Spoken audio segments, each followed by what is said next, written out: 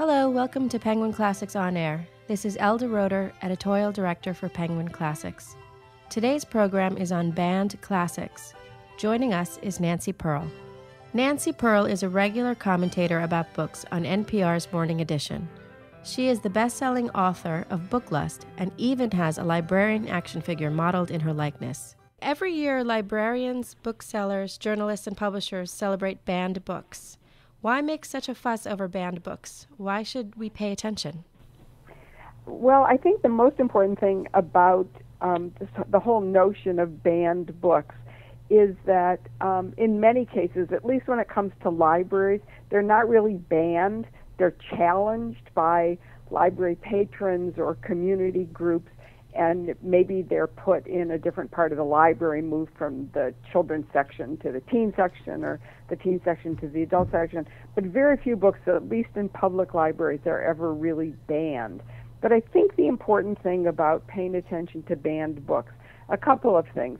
One is that it really gives you a sense of your community mores, what they're finding in the world of literature, objectionable, and just to kind of think about that and understand that, I think, is an important part of serving your community. Not to give into it necessarily, but to understand where it's coming from and why it's coming. There are many, many classics that appear on these annual lists. First, how are these lists compiled? And in your experience, where do you see the most complaints about inappropriate content coming from? You mentioned patrons of libraries. Also, are they from parents or teachers or mostly community groups? Yeah, I think a mixture of all of them. The lists that go out every year from, for example, the American Library Association are compiled from reports that the Library Association gets from member libraries. Usually, and really I can only speak from a library's point of view, since that's where I spent my career, but usually what happens when an individual, and it mostly is an individual, complains about a particular book, is that each library has in place a certain number of steps that they go through when that happens. And the first one is to have librarians reread the book to make sure that they understand what the patron has just read. And then many libraries have that small group of librarians get together and decide what should be done with those books. I think probably the largest group, I think in general most libraries do not get hundreds and hundreds of complaints about books. I think that the biggest complaints, the largest number of complaints, probably come in schools because the collections are much smaller. There's a very strong sense on the part of the parents that the teachers should not be assigning books that don't agree with the parents' point of view. This year marks the 50th anniversary of Lady Chatterley's Lover, one of the most scandalous classics ever published by Penguin.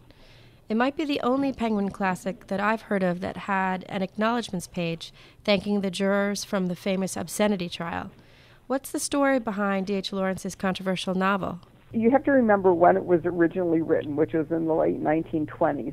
And it's a novel about women and about sex, and it was very frank in its depiction of a woman's sexual needs. And I think all of that went into upset a lot of people. And I have to say, I think at this point, that it's very, very easy to say that one is against banned books.